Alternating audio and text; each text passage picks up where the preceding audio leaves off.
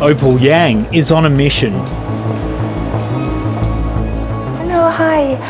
Is there a company, USG Forex company here? She's at the London office of the company to ask questions on behalf of creditors of a related business in Australia. So the reception just told me that they normally don't have people there. I was hoping I can speak to any of them, but well, no luck.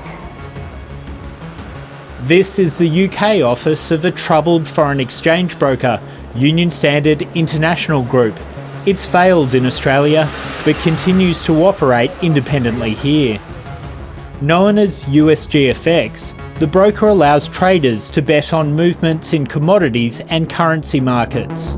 The Australian operation is under intense scrutiny.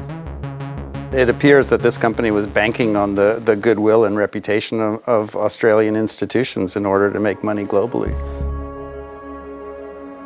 USGFX wanted the world's attention, splashing out millions of dollars to sponsor English football team Sheffield United. The Premier League beckons for Sheffield United. According to the Liquidators, USGFX was expanding aggressively into China and Taiwan, raising hundreds of millions of dollars from investors, mainly through agents. A key part of the pitch was their Australian credentials. USGFX is a time-honoured online forex broker, which occupies an important place in Australia.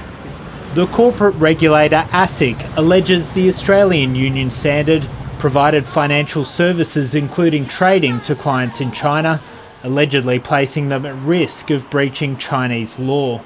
I come across a lot of clients. They are highly educated and they are very experienced investors.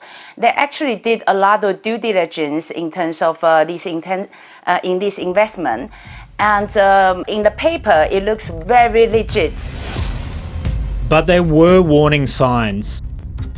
In extraordinary scenes in 2017, staff in the Shanghai office were held hostage by angry investors after losing money.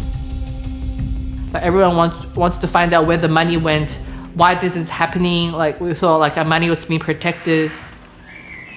Jean Fan wasn't involved in those scenes, but she is part of a group of overseas investors who have lodged claims for $360 million in losses after the company's collapse 2 years ago.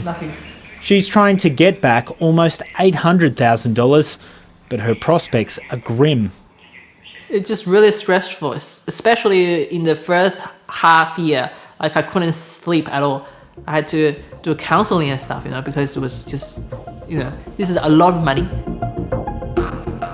Jean was living in Shanghai when she was approached by a friend to invest in a product known as U+, which would give her interest of over 9% each year, and for years it worked well.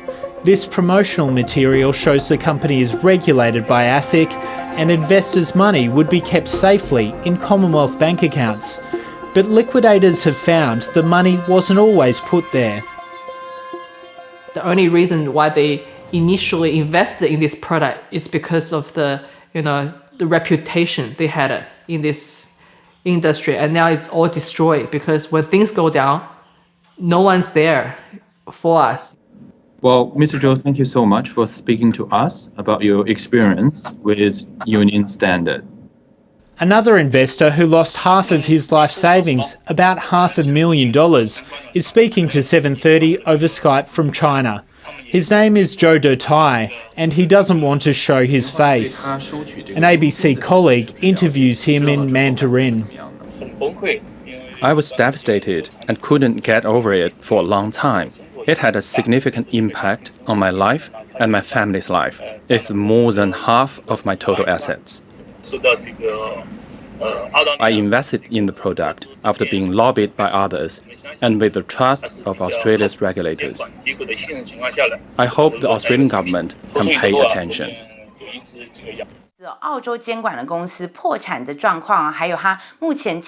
Opal Yang has been making social media videos and advising overseas investors about how to try and recover the huge sums they've lost.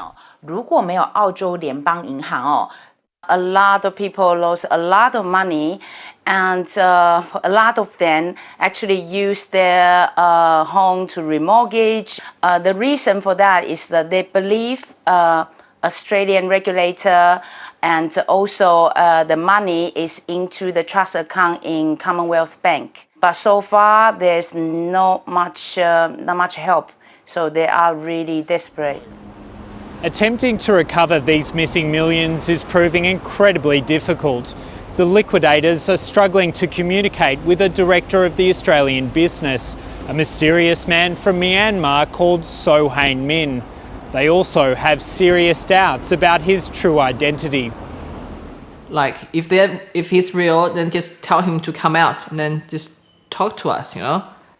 Yeah, this is ridiculous. When I read Liquidators' report, it's really concerning.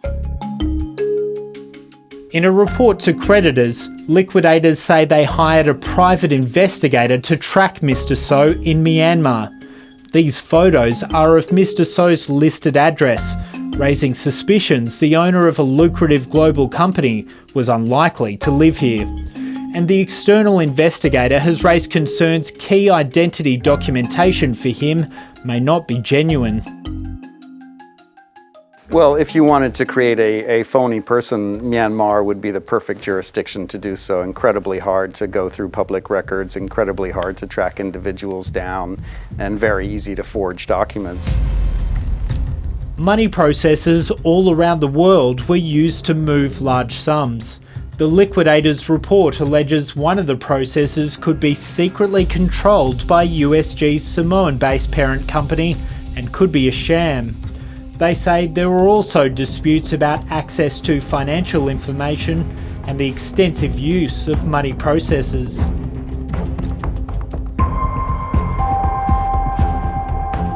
A bombshell leak of millions of documents to the International Consortium of Investigative Journalists in 2016, known as the Panama Papers, lifted the lid on the role of the law firm Mossack Fonseca in setting up offshore shell companies.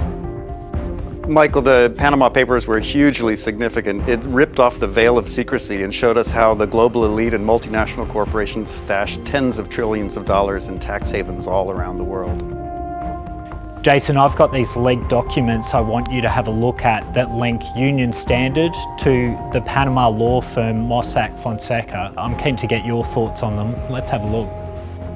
Well, it's a tax haven and a secrecy jurisdiction, so this is a significant entity with $1 billion in share capital. It must be a significant global enterprise. Here you can see the order form for the offshore company for Union Standard, and you can see there's a few options you get to choose from, Jason. What are they? Well, that's pick and choose your favorite tax haven. You know, sadly, there are a number of jurisdictions to hide people's money and to keep it out of funding the public services that it should be all around the world. Union Standard's Australian operations is controlled by the shareholder, an offshore parent company that's registered in this modest office complex in Samoa. The company's local agent declined an interview.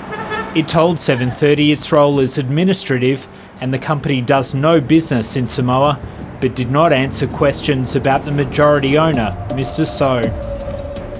So once you get to Samoa, the trail ends in terms of determining where the ownership goes from there. 7:30 made extensive efforts to reach So Hain Min, including through the UK and Samoan operations, but received no response. On USG's website in the United Kingdom, a post claims Mr. So is a real person and he's not the owner of the money processor. Those associated with the Australian operation will be examined under oath in the federal court next week as part of liquidation proceedings. You have to tell exactly what happened, you know? Someone must know the truth, I think. What we need to do is to make sure that this type of thing doesn't happen again, to make sure that there's far greater transparency and regulation and oversight.